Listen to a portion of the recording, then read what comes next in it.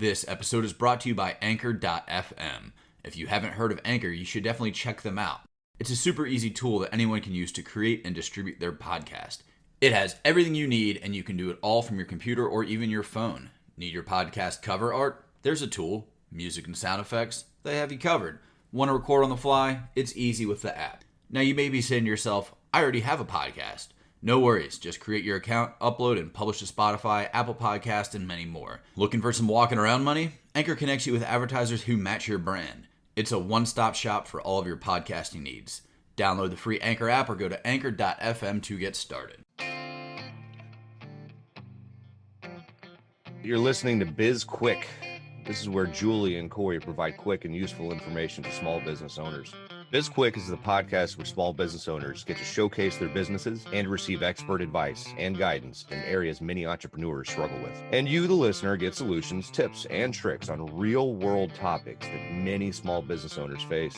Julie and Corey are the experts small businesses hire when they need solutions. And the BizQuik podcast is just one way they deliver those solutions. Let's start the show. Hi, welcome to BizQuik. I'm Julie. And I'm Corey. And on today's show, we have Lucas Liu. He's the co-founder and CEO of Infi.us, which is an AI-powered kiosk for quick service restaurants. He's located out of Chicago, Illinois, and he'll be joining us later. But first, Corey and I are going to talk a little bit about the human experience when working with businesses. And the technology integration into that. So, Julie, you know what I hate? People? Yes. And that's why I love the technology side of things, being able to bypass that whole human element and kind of control how I interact with the business. So going on and ordering online, not having to talk to anybody, all of that's great. But it sucks when you get to a point you need to talk to the customer service, or you do need a human and you have to punch through 18 different menus in order to get to the point where they might take your name, and then you find out like it's an 18-hour wait in order to get a call back. Or what's best, you get to the end and they give you the message of, we are no longer accepting calls at this time, and then it just hangs up. Goodbye. And you have to just start all over again.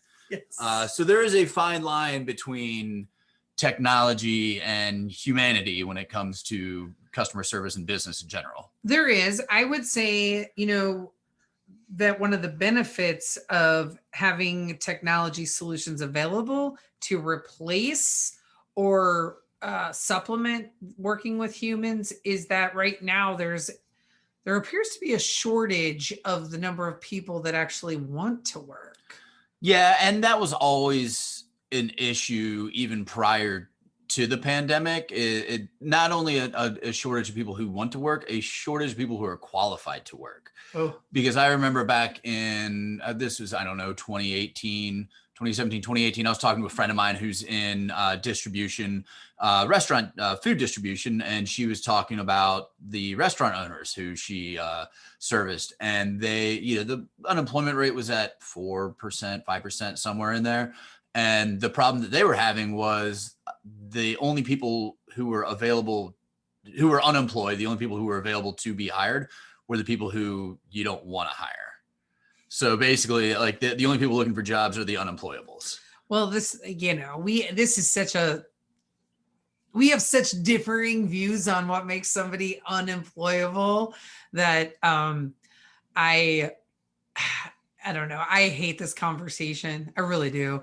I don't hate the concept of the conversation, but I hate the way that we consistently refer to people who we don't want to hire as unemployable, or because that's not necessarily the case. And my opinion is in many instances, if you can't find good workers, it's because you're a shitty leader. I would agree, but when every single person in that industry, every single business is having the exact same problem, I don't think it's because they're all shitty leaders. I think it's because there's an actual problem. Well, there could be an actual problem but there are a lot of there are a lot of different options for solutions to that. But that's, Yeah. So that's almost like a trigger word for me, like the unemployables or the deplorables. Sometimes you refer to them as, and No, I don't ever refer to them as deplorables. They're just unemployable. Trust me. You work in restaurants long enough, and I'll show you who's unemployable and who's not. But that's not the point of this conversation. The point of this conversation is solutions for issues like that. And that's where we're going to talk to Lucas today about is he's got a kiosk that essentially bypasses part of that human experience. And it's the kiosk that you would see at a lot of quick service places. I think Panera has it. Panera has it. McDonald's has them. I know it's that kiosk. You go up, you punch in whatever your order is. It goes back to the kitchen, and it eliminates the need for cashiers or as many cashiers as you would normally have. And the thing that I really like about it is, having worked in restaurants for so long, is that if a mistake is made on the order, it's the customer's fault. So if they forget to put, I don't want this condiment on my sandwich or whatever it is, guess what? You fucked up, not me.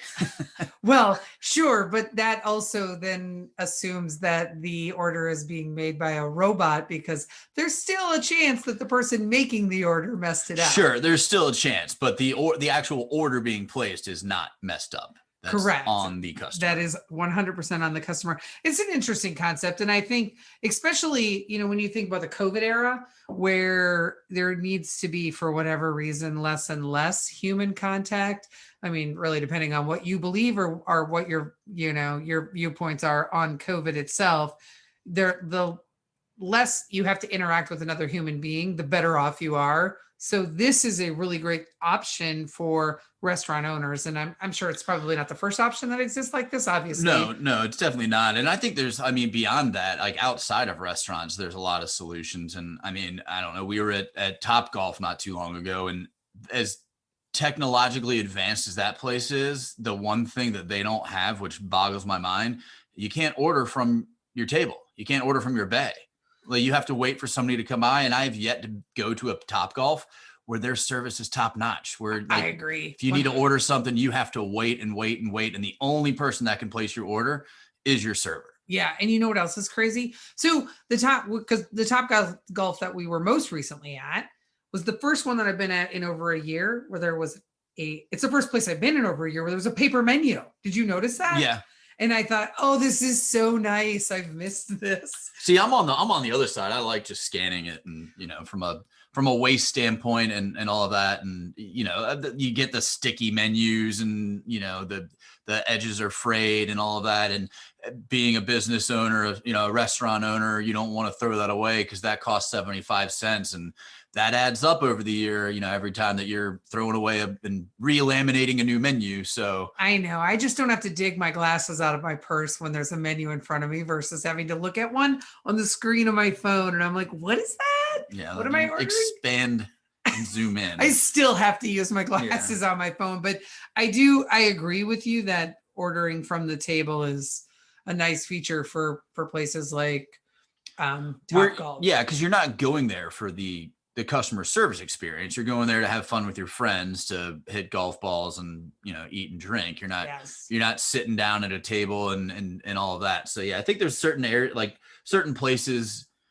businesses, where it makes sense to have that. But then there's other ones where, obviously, if you go to a nice sit down restaurant, you don't want a kiosk at your table on a white tablecloth. Right. You do not. You do not. You're right. I really want to trash talk about who won at Topgolf, but I feel like that would backfire on me, so we're not going to do that. Yes. We should probably get going and bring in Lucas and start that conversation. Yeah, I'll be interested to see what his story is and what solutions he has to offer. Yeah, me too. So we will be back with Lucas right after the break. Hey everyone, we wanted to tell you about our latest course, Foundation 52, that is now available through our website. This course is built to provide tools and techniques every week of the year, and it's designed to improve your small business. If you're thinking about starting a business, this is a great resource for you as well. We walk you through sales, customer service, disaster planning, growth strategies, and so much more. Head on over to sbpace.com to sign up today. All right, and welcome back to the show. We have Lucas Liu on. He is the co-founder and CEO of Infi. He's out of Chicago. Welcome, Lucas. Hi, good to see you guys. Good to see you too. Thanks for coming on the show. We're pretty excited to talk about your software that you've created. The software and tech, hardware as well. Yeah, the technology. Yeah. Thanks. My pleasure. So you own a company and you create kiosks and you create the software for especially quick service restaurants to improve that customer experience on the ordering side, on the front end of things. Can you tell us a little more about that? Yeah, sure. So before I doing this technology businesses, I was in the restaurant industry. I opened a restaurant and bar in Chicago, Chinatown. And while I was there, I was heavily involved in the operation, and I see labor cost is one of the biggest issue for if you're running a business, a restaurant especially. And a lot of my friends, they facing the similar problems, and they are looking for some good solutions. But most of the solution they can find from the market has significant flaws that cannot really help them, or the price is too expensive. Because most of the good solutions are targeting the national level franchise. So if you're a small business, they don't have a good solution for you. So since I have a technology background, so I'm like, okay, I will try to solve this problem with my knowledge and my experience. So that's why I'm start doing this startup. Yeah.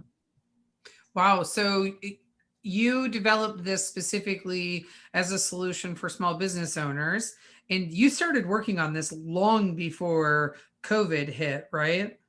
Not too long, 2019. So 1 year before COVID hits, basically. Yeah. But good timing on your part, because there was probably high demand for your product once people started facing all sorts of issues with labor force and needing to be able to have more touchless solutions. Yeah, it is a good timing or not. So kind of, yeah. It's a good timing because restaurants start to understand the digitalization technology upgrade is now a harder requirement, not something that fancy to make your restaurant fancy. Basically, it's something you have to fight something unexpected. And but the bad timing is a lot of restaurants they had a very hard time, and technology requires there is a price for it, and most of the restaurants are very tight at this moment. So they, even though they want it, they don't have the budget to upgrade it. So yeah. And I know working in restaurants, especially, I mean, you're talking about small businesses, and then you're talking about restaurants. And restaurants, the margins are razor thin. So getting a restaurant owner, especially a mom and pop, a single unit, to shell out money for a piece of technology that they may or may not think they need is tough. So what was that like, trying to pitch this idea to those small business owner, the restaurants they're often resistant to technology because they want to be there in person. They want to be the person taking the order, dealing with the customers. So yeah, that detachment is tough. Yeah, it is. It is very tough because a lot of restaurants are owned by mom and pops, and they don't care about labor costs. They work there, so they don't pay other laborers, So they are the only labor in there. I cannot replace the owner, right? No technology can replace the owner. Yeah. So, but it's so there is a time frame. So before they really understand the need of the technology, like in the COVID, since we start working before the COVID, and the restaurant who installed our technology can safely operate throughout the COVID, and they actually make more money than the restaurant who don't have a technology upgrades, because all their competitors have to close during the COVID. So so that's one benefit. So many restaurants, they see the benefit, and they start considering to upgrade their technology to protect themselves. Yep. Sure. Did you, sticking a little bit with the creating the product itself, right? So this solution, did you, as you were going through, because it was kind of an iterative process for you, as you were creating, releasing as beta, as I was looking at your website, I sort of saw that you show the timeline of how everything occurred with the with the technology. Did you self-fund this, or did you go out and do like did you get investors, or did you do crowdsource funding? What did you do? So I started businesses with friends and family's money, and we had gradually had some angel investors put some money in here, and we are ready to get to the next round, which is probably going to be a VC round. So yeah, so that's basically how we started. Who's doing the manufacturing of the product for you? Where did you outsource that to? So we have a manufacturer partner in Asia, okay. And they have great products. They so basically before they working with us, they are like one of the leader in we're operating system is Android, so they're Android OEM. That's basically what they call that. So they are pretty much the leader in the Android OEM. So that's the manufacturer we're working with, and they have great products that's stable. It's a kiosk. It has to be stable, otherwise restaurant owners will have a headache. They have to spend a lot of time doing the maintenance of the product.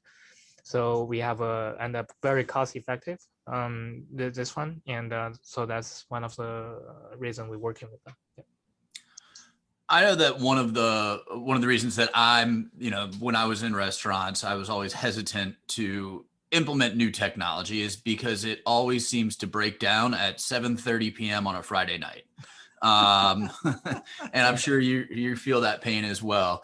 Yeah. So what kind of service and support do you offer on your end? Like how do you get around that? How would you alleviate my concern implementing that? So basically that's a great question, because for restaurant technology, the expectation of restaurant technology is it has to score 99.99%. Otherwise you won't have a market. Nobody gonna use it because it's gonna break at the middle of the Friday rush hour. If it's 99% good, which means every 100 order you have one system error. So that's not even acceptable. So you have to go very, very good beyond that. But for us, you cannot be like 100% reliable, because it's a piece of technology involving hardware and software, and there is sometimes you have an issue with it. So how we do it is we make sure all our devices are remote controllable, so that and at the same time we have a real-time reporting system, so that all our machines, they are reporting to our server in real-time basis, and we integrate our real-time reporting with a mobile app on our end. So it sends us notifications if something goes wrong in a certain restaurant. Say your restaurant, the printer is stuck, so it's gonna send a message to the customer service people, and then they will remote control your machine and fix that problem if they could, or they will be there and get ready because they know you're gonna call us, because you probably gonna don't know what's going on, and then they will get ready, and then they will tell you what's going on, and then you can fix that right away, very quick. So that's basically how we do it. Yeah. That's fantastic. Yeah. I want to make sure that we have adequately described or provided the detail of what this technology does, because I'm not sure that we covered that. So we know that it's a kiosk system for restaurants, but you place orders on it? Is it point of sale where you're paying? Does it notify the busboy when a table needs to be bussed? What does it send the orders into the cooks in the kitchen? Like, what does the technology do? What problems does it solve? So I'll do a brief introduction. So it's a self-order kiosk for quick service restaurant, very similar to what you guys see in McDonald's, in Taco Bell, where they are the big touch screen. So people can order on the touch screen, and the order will be sent to the kitchen. And how we do that is we integrate our kiosks with different POS systems. Currently our biggest partner is Square. So we integrate seamlessly with Square. So our order, so how you use our product is you get our product, then you log in your Square account on our machine. So our machine will sync up with Square, and all our orders will go to Square, and Square will send those orders to the kitchen. So if you get our machine, the only thing you need to get is a kiosk. You don't get anything else. And the payment processing is also through Square, through our partner. So we don't do the payment processing. It's the same processing company with the whoever you're using. It's consistent with the POS, and what we're focusing on is we make sure customer we have a great recommendation system, so customer knows the sales inside of the owner. So we pretty much want to make sure our kiosk is a good salesperson. It's where people order. So you want to make sure it is consistent. Doing the upsells is consistent. Doing the recommendation is consistent. Implement your menu. Say you have a combo, so we make sure your combo is implemented correctly. You have a promotion going on. You want to do like buy one get one free. It's consistently implemented in the kiosk. You buy this and you get the other one free, and people get it very quickly, and then they can order it. And the benefit of using the kiosk, of course, it increases your overall capacity of a restaurant. Say you used to only have one register, now you have one register and 3 kiosks. So you can basically take more orders in your rush hour, right? So the restaurant can make more money during the same time and with less spending on the labor, which makes sense, right? If you want to have 4 registers, you need to have 4 person. Right now you have 1 person and 3 kiosks. So that's basically the benefit. And also customer when they order on the kiosk, they spend more time exploring the menu. So they incline to order more. So the data shows the average ticket size increase at least 15% after a restaurant install the kiosk.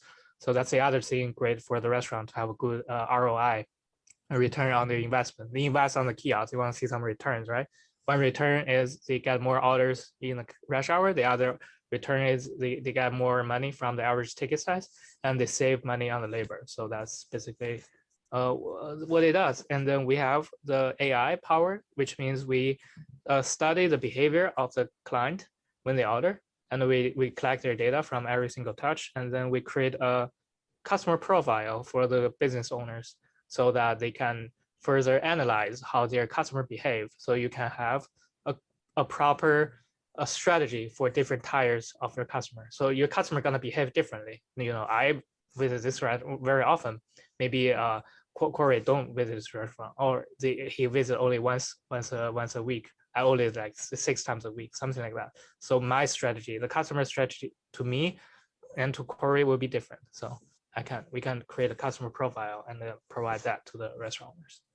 That's interesting. So one of the other benefits is it makes it a better customer experience than for customers having to wait in line to place their order, because they can go to the kiosk, and a lot of people don't like talking to people, so it removes that obstacle. Although I'm not going to lie to you, Lucas, I had to use some, I had to expand my mind a little bit, because I don't know the last time I was at a McDonald's or a Taco Bell, so I didn't know that they had touchscreen ordering at either one of those. Oh yeah, they're I had no idea. slowly getting rid of the front end, the cashier there. Back to the AI though, Lucas, the reporting and all that. Do you help the business owners interpret that data? Do you help coach them in terms of, hey, maybe this item should be above this item, or you should offer this combo because people are more likely to order these 3 items together, stuff like that? Yeah, we the AI take time, but that's where the power of AI. So that's gonna definitely be the benefit. Yeah, we do coach them. Yeah, like right now we collect the data, and our AI hasn't become a full product yet. We didn't implement how those data can be useful to the restaurant owners, but if they ask us, we can provide them some insights at this moment, for sure. Yeah. Because we like the business. Yep. I'm sorry. Can you easily calculate ROI for potential customers if they're kind of on the on what's the word I'm looking for? if they're unsure, if they're undecided if you should buy or not. It totally depends on how busy their businesses is. If they say if this restaurant, so the busier the restaurant is, the more benefits they see from the kiosk, basically. Or it's a say like I'll give you some example. Like I have a client before he purchased a kiosk. He's like, oh, my maximum months I can do 70,000 per month, and then he got 3 kiosks. Then boom, he got 10,000 a month. So that's 30,000 increase revenue.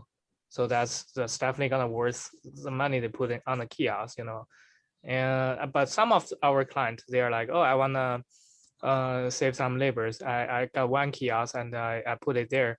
But then as the time being, they see customers coming in, and since they are not busy, then the customer coming in, then they look for the people, and then some of them will be like, oh, I don't think the kiosk helped me that much.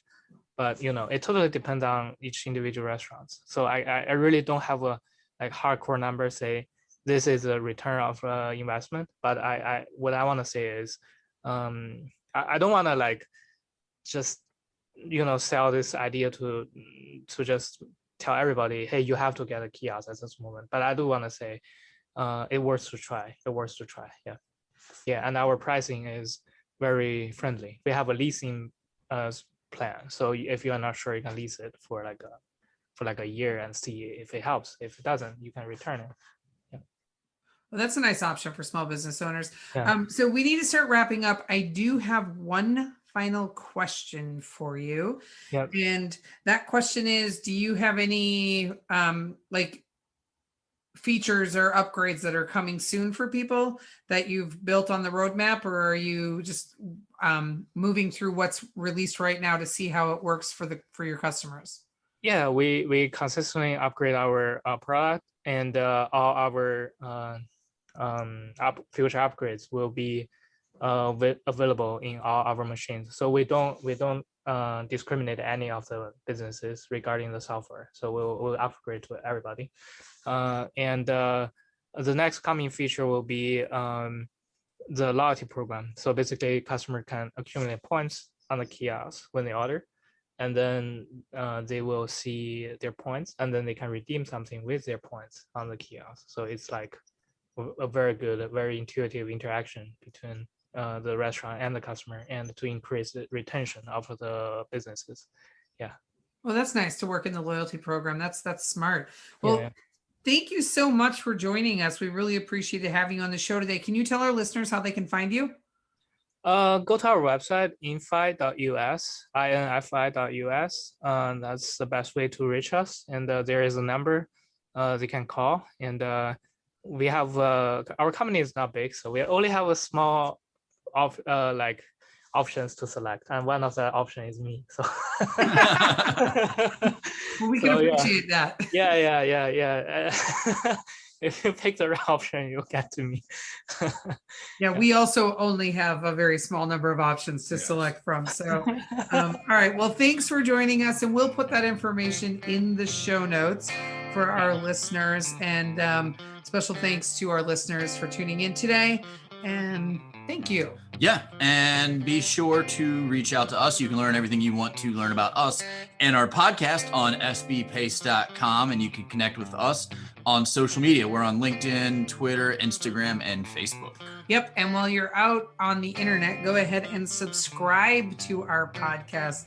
Subscribe and like it. And oh, hey, give us a review.